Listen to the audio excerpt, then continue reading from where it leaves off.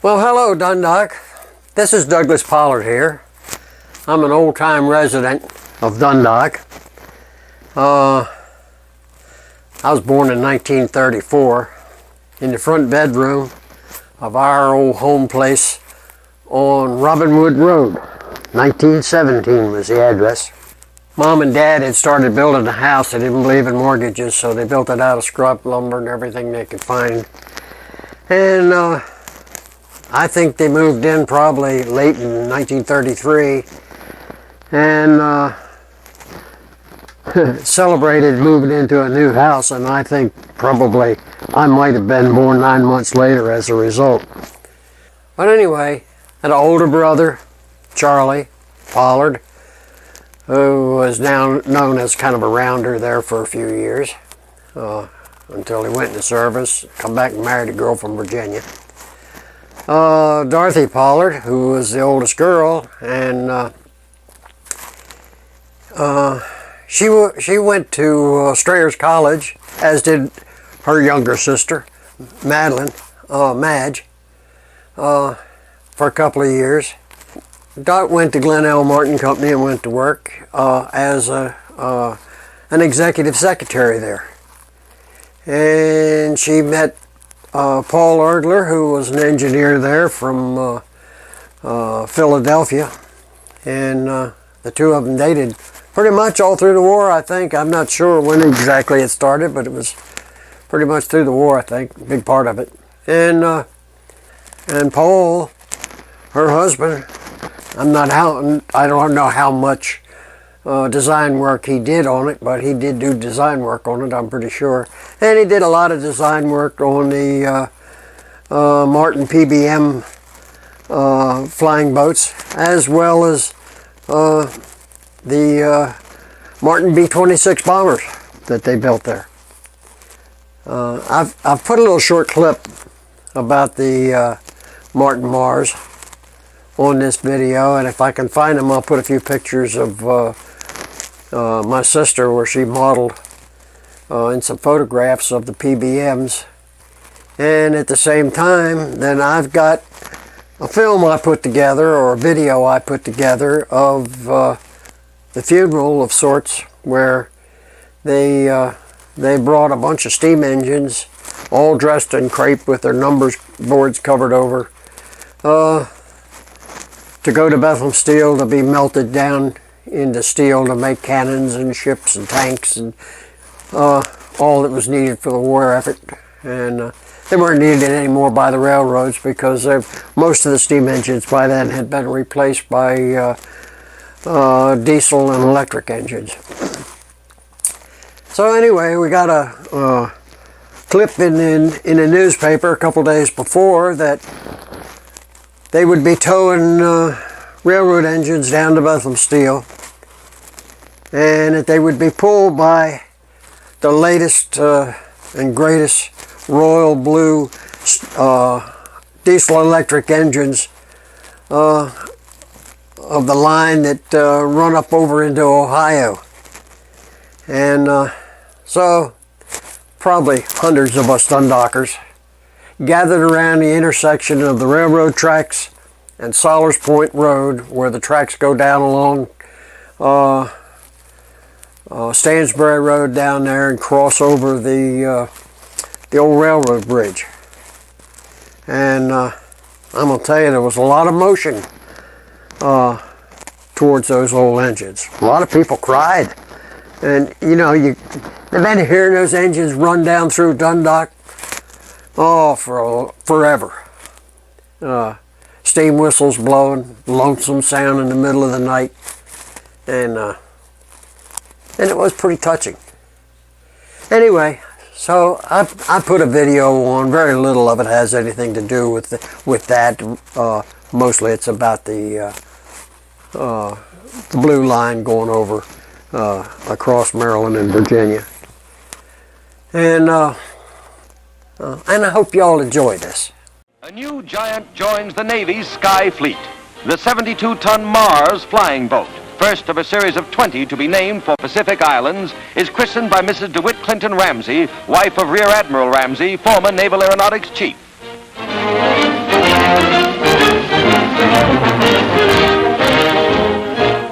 the Sky Giant slides down the ways at the Martin plant in Baltimore, it becomes the largest flying boat in United States service. It has a 200-foot wingspan and is 120 feet long.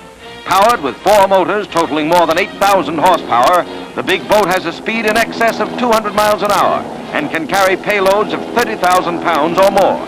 Our Navy adds giant wings to the growing cloud over Japan.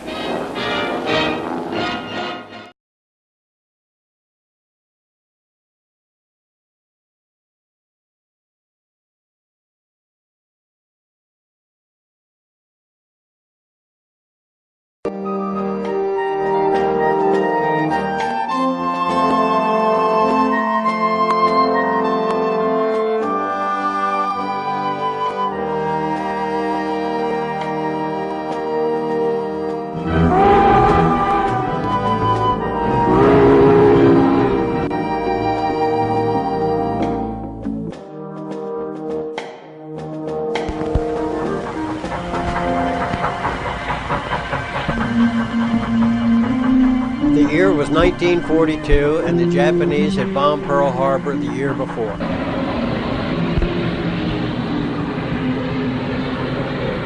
Many of the old railroad steam locomotives were on their way to Bethlehem Steel Company at Spires Point, Maryland, to be melted down to make ships, guns, and tanks for the war effort. Every engine had her number boards, headlights, cab windows draped in black crepe. She made a steady, slow rumble on idling engines as she approached the intersection at a funeral procession speed of 3 miles per hour. People were lined up along the tracks and street crossing while others got out of their automobiles to stand and pay their respects. Even the eyes of grown steel-making men were teared.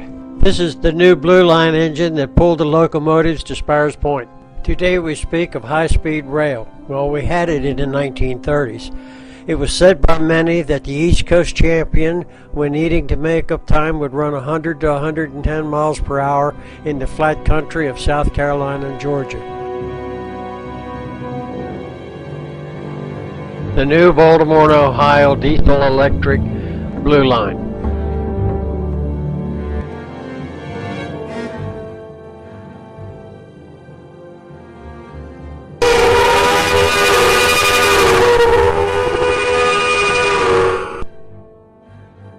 This may seem silly to some, but those engines had been pulling trains through our town for as far back as many could remember. Their regular arrivals marked the days of our lives as steady as the tick-tock of a metronome. I remember my father saying, "There goes old number 57," with a certain regret in his voice. He knew the sound of her worn driving rods rattling and brass 4-trumpet steam whistle producing the familiar long, lonesome sound. Those sounds would now forever be silent.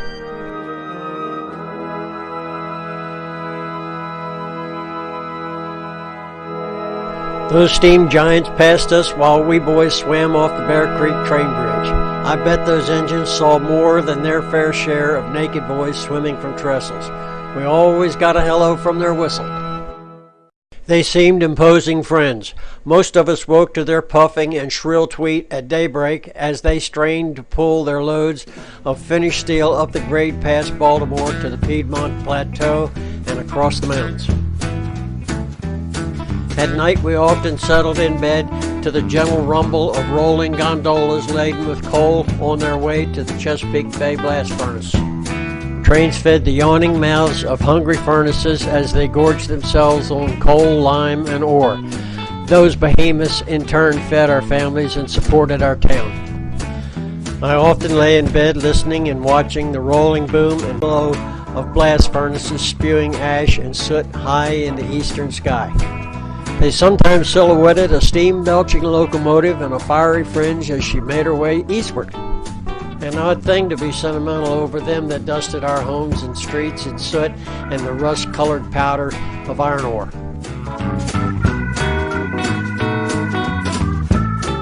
Then suddenly they were gone, and none could have possibly guessed that steel would go as well.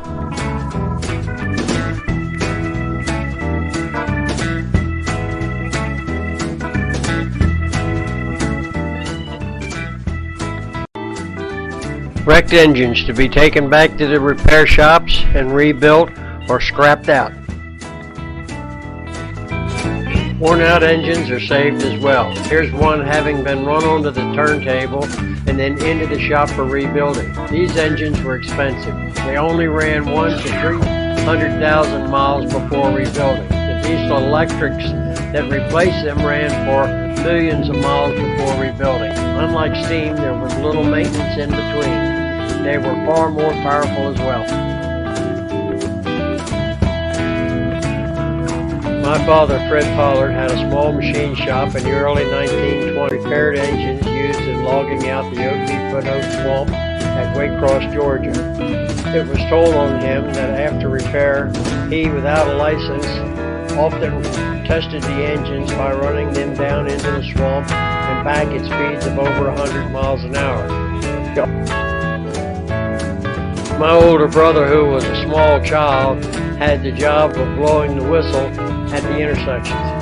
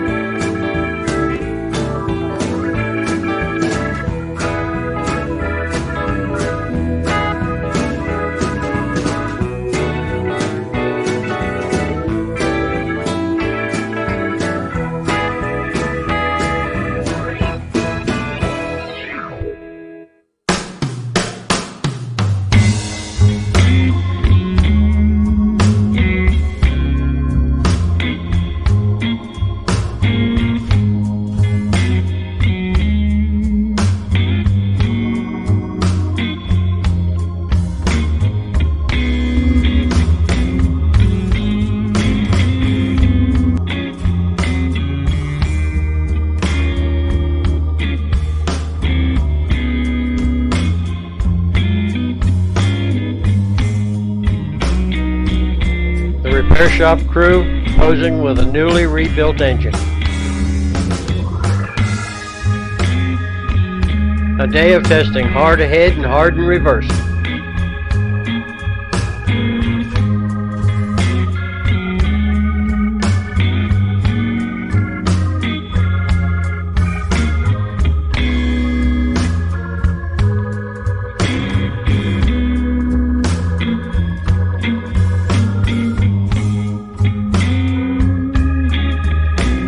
Filling up the sand and driving wheels for a grip on the slippery rails, and a load of coal for the engine's tender.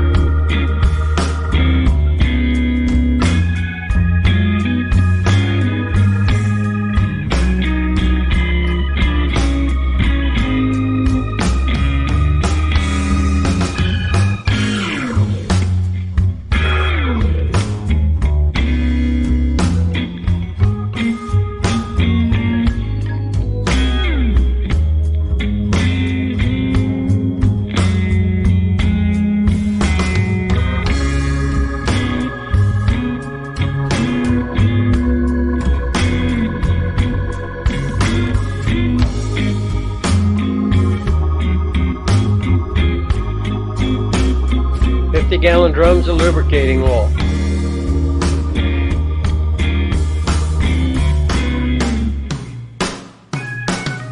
A stockpile of spare parts.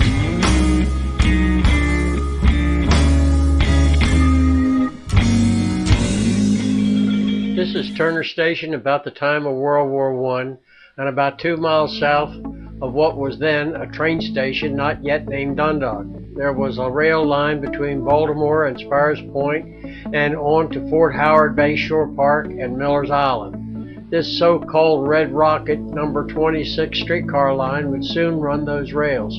Turner Station was a loading port for sailing ships, a wild town for sailors, prostitutes, and ruffians.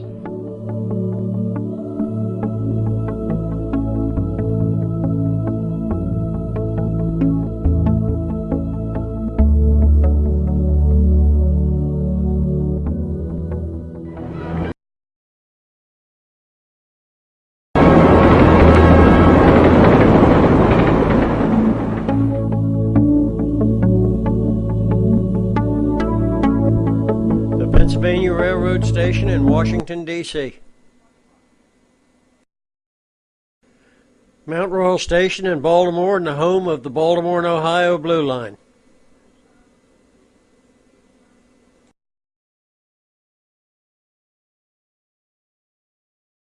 New York.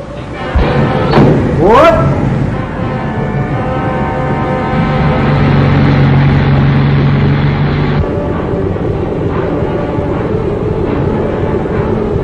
At about 8 years of age, my next-door neighbor, Otts McClellan, on Robin Wood Road in Dundalk, probably at risk of losing his job, took me for a ride on his steam locomotives.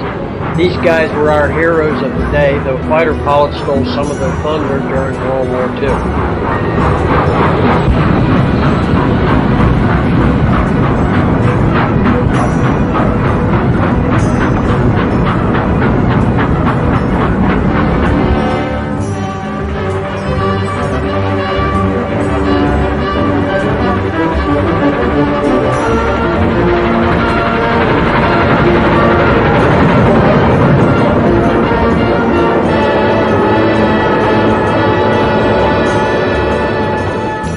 The trains were luxurious with Pullman sleeping cars, dining cars, and excellent service.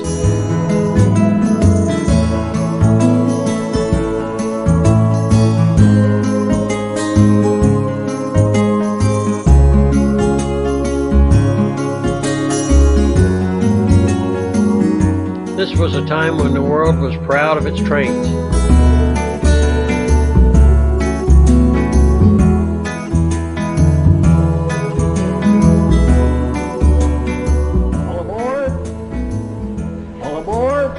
He signals the engineer. The train must start exactly on time, and now Mr. Schroeder must go to work. All the doors along the train are...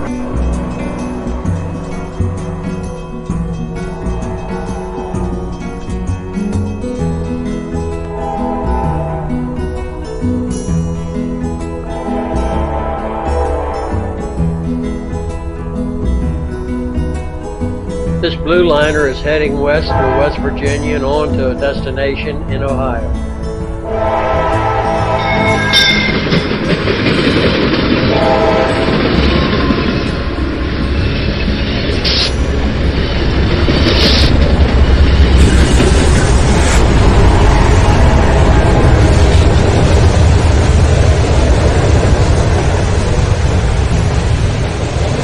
After going through the tunnel at Harper's Ferry, we are crossing the Potomac River into the valley between Blue Ridge and Shenandoah Mountain.